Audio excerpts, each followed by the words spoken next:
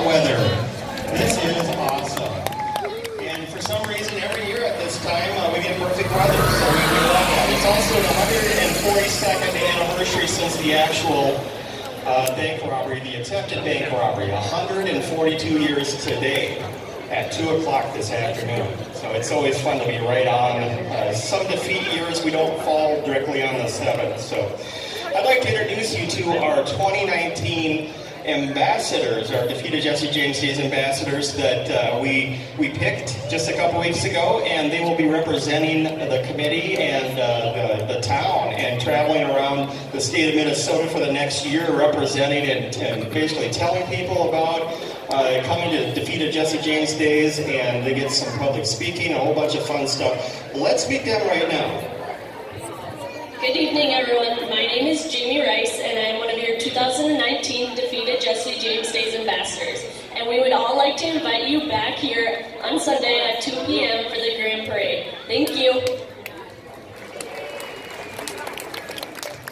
Good evening, everyone. My name is Gabrielle Vargas, one of your 2019 Defeated Jesse James Days ambassadors. We would like to thank you for joining us tonight here at the Re-enactment. Good evening, everyone. My name is Alyssa Katabi, and I'm one of your 2019 Defeated Jesse James Days ambassadors, and we would like to thank you all for coming tonight. Thank you. Hello, everyone. My name is Malia Peterson, and I'm one of your 2019 Defeated Jesse James Days Junior ambassadors. Thank you. Hello, everyone. My name is Emily Katabi, and I'm one of your 2019 Defeated Jesse James Days Junior ambassadors. Thank you. Fantastic. Why don't you give them one of those famous waves I know you do from the car? All right, that is nice. You know, I'm kind of embarrassed to ask, but can I get my picture with you? We're going to do a quick selfie. If you guys would just hold on. I do invite folks to upload pictures to social media. The hashtag we're using is DJJD. Pretty simple. How about that? I thought of it. So upload your pictures so everybody can see them. So just give me 1 second here. I'm sorry.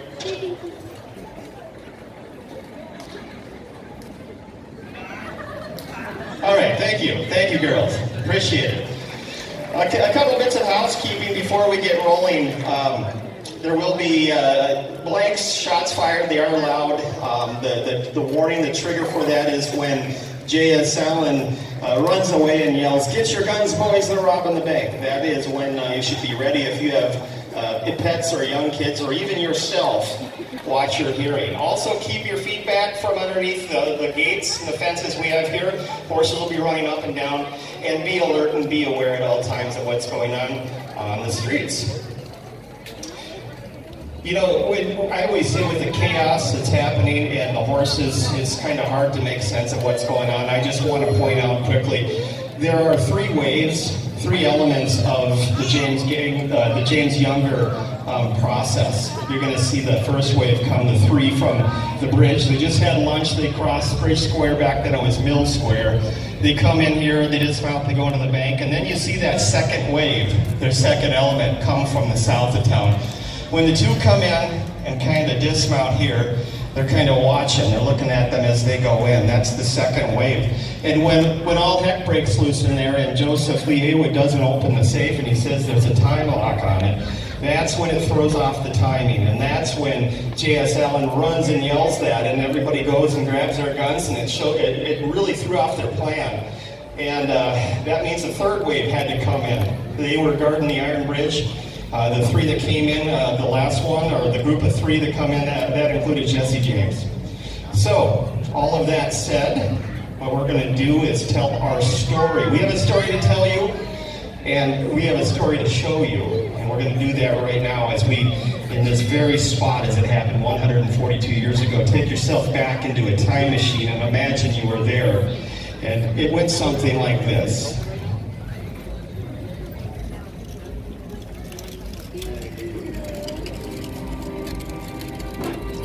In 1876, the city of Northfield was a small, industrious community. The community was a rail center on a productive river with the Ames Mills on both sides, the leading industry in town. Even then, Northfield was already a college town, as it was home to Carleton College and St. Olave's School. Imagine, if you will, Northfield, just some 20 years old. The buildings were mostly wood frame, with a few made of brick and stone. The streets were unpaved. The homes of the residents were built close to the downtown area. People on the streets were ordinary citizens, merchants, and farmers. They were peaceful, yet determined people, used to dealing with hardships, and not people to be taken advantage of. Contrast that, in your mind, if you will, with the James Younger gang. Who were these men from Missouri? Why were they so far from home? Why this bank raid in Northfield, Minnesota? Most of the gang members were Civil War veterans in their 20s and 30s, who had been loosely organized under the command of William Quantrill. When the war was over, this group of former guerrilla fighters continued to terrorize the country by robbing banks and trains. The first robbery blamed on the James Younger gang was the Clay County Savings Bank in Liberty, Missouri in 1866. In the 10 years following that robbery, 20 robberies had been committed by the James Younger gang. Most of the robberies left innocent people dead or wounded. On July 7, 1876, 2 months to the day before the Northfield robbery, the gang held up a Missouri Pacific train at a place called Rocky Cut near Otterville, Missouri.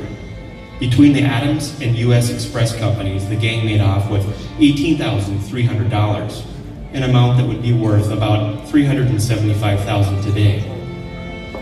Shortly after the Rocky Cut robbery, a new gang member by the name of Hobbs Carey was captured and turned state's evidence. The gang had intended to head for Texas, but once Carey's confession was published in the newspaper, the men decided that a vacation of women and gambling in St. Paul and Minneapolis, plus the possibility of a bank robbery, would be both productive and fun.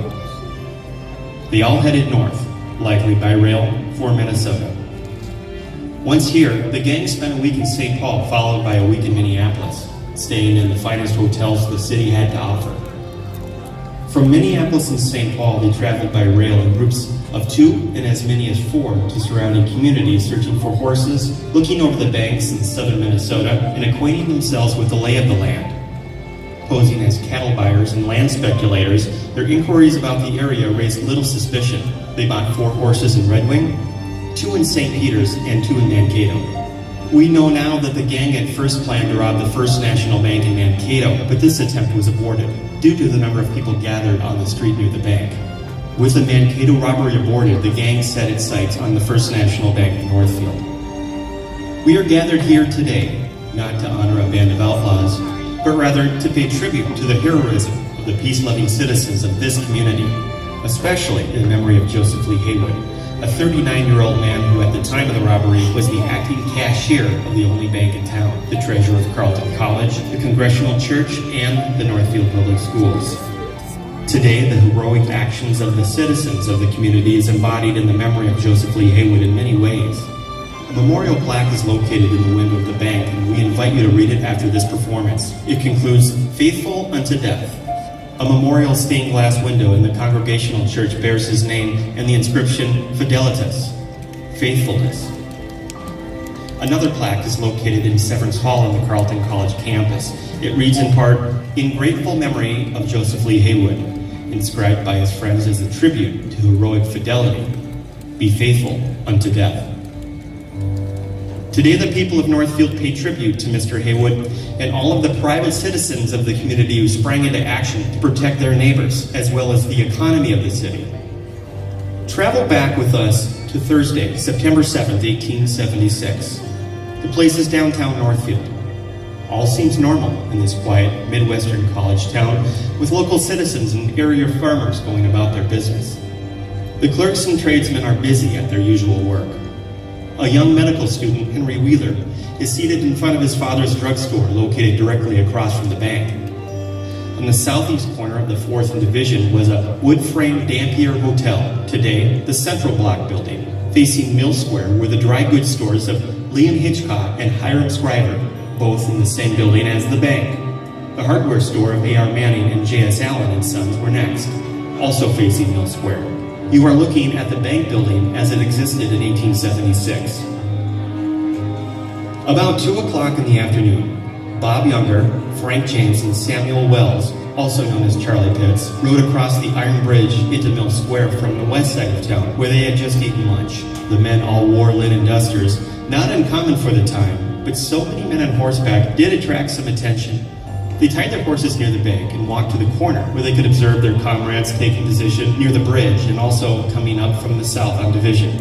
As Cole Younger and Clell Miller rode up Division Street from the south, the three robbers at the corner walked to the bank and went in. Cole Younger dismounted in the middle of the street, strategically stopping to tighten his saddle girth. This action attracted the attention of several citizens. Miller dismounted, went into the bank, and closed the door. Hardware merchant J.S. Allen attempted to follow the three men into the bank, but was instantly seized by Miller. Allen jerked away from Miller's grasp and ran towards the store on Mill Square. On his way, he shouted a warning, "Get your guns, boys, they're robbing the bank!" Henry Wheeler became suspicious once he saw Allen's encounter with Miller. He too shouted, "Robbery! Robbery!" and ran towards the hotel. Upon this outcry, Miller and Younger sprang into their saddles and began riding up and down the streets, chasing citizens away from the bank. The rear guard at the bridge came on the scene as soon as they heard the first shots fired. These men were Jim Younger, Bill Chadwell, and Jesse James. Meanwhile, in the bank, Bob, Frank, and Samuel found three bank employees at work. Bank teller Alfonso Bunker stepped up to the window to wait on the robbers as they came in the door. Seated at their desks were acting cashier Joseph Lee Haywood and assistant bookkeeper Frank Wilcox. The vault door was open, and while the safe was closed, it was not locked. The bank employees refused to open the safe. They told the robbers the safe had a time lock and could not be opened. Even after Haywood had been beaten unconscious, Bunker and Wilcox refused to open the safe. When a shot was fired near Haywood's head, Bunker escaped through the back door. Wells fired 2 shots at Bunker, the second shot hitting Bunker in the shoulder. At this point, the battle in the street was at its height. 5 of the robbers were riding up and down the streets, shooting and ordering everyone off the streets. The people on the street took cover. Stores and offices were quickly closed. Wheeler had dashed into the Dampier Hotel and, securing an old Army carbine, had stationed himself at a 3rd-story window. J.S. Allen, who first sounded the alarm, alerted A.R. Manning of the robbery as he passed the Manning store. When Allen got to his store, he began handing out guns and ammunition to everyone willing to join the fray. The first citizen to arrive with a gun was Elias Stacy. Stacy aimed and shot Miller in the face with a load of fine birdshot, knocking Miller from his saddle. Having been alerted by Allen, hardware store owner Manning grabbed his rifle and headed for the bank. When he got to the corner of the Scriver building, he saw 2 men standing beside a horse. When he aimed his gun at the men, they ducked behind the horse. Manning lowered his gun and shot the horse. Then Miller got back on his horse. Wheeler, from the window of the hotel, put a bullet through Miller's heart, killing him instantly. As the fury surged, Cole Younger rode to the bank door several times, pleading with his comrades to come out of the bank. Near the end of the battle, several men came onto the street at the south end of the block. Cole Younger shot one of these men in the head. Swedish immigrant Nicholas Gustafson died from his wound 4 days later. Manning and Wheeler, with their big rifles, finally put the robbers to flight. Manning killed Bob Younger's horse and wounded Cole Younger in the hip. Manning also killed Bill Chadwell. Wheeler, from his vantage point in the hotel window, missed Jim Younger with his first shot, killed Clell Miller with his second shot, and severely wounded Bob Younger in the elbow with a third shot as Bob battled Manning in a shootout in front of the bank. Bob quickly changed his revolver to his left hand and then mounted the horse, carrying his wounded brother Cole. 6 surviving robbers on 5 horses escaped town, headed south on Division Street. The battle was over. From its beginning to close, it had lasted but 7 minutes. The funds in the bank were intact. 6 of the robbers were in flight, with at least 2 of them badly wounded. Lying in the streets were the bodies of Clell Miller and Bill Chadwell. In the bank was the body of Joseph Lee Haywood. And now, we present to you the Northfield Bank Raid, reenacted by our present-day reenactors and members of the James Younger Gang.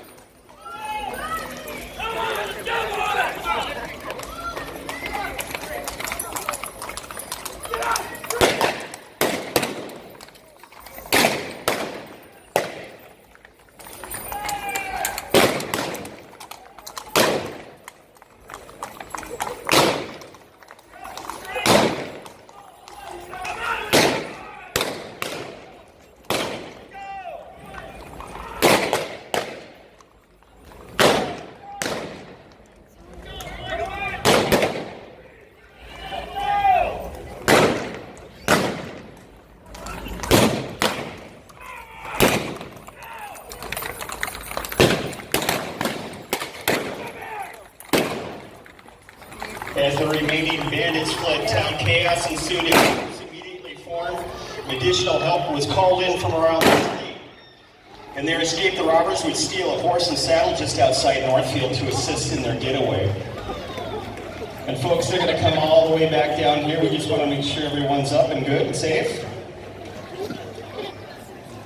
The chase for the robbers would continue for several days until 4 of the 6 are either killed or captured near Medelia, Minnesota on September 21st. The James brothers do successfully retreat to Missouri, and the younger brothers do try to organize again, but never successfully meet up and rob as the James Younger group. The 3 younger brothers are sentenced to life in prison in Stillwater, Minnesota, and it was the townspeople that fought back and Haywood in the bank that saved the town's life savings. So everyone's good. The horses are good. Another great job, guys. We want to welcome you if you want to come into the Bank Museum on the very floorboards and see the gun that Henry Wheeler used. It's going to be open. There aren't going to be tours right now. There's a Bank Museum and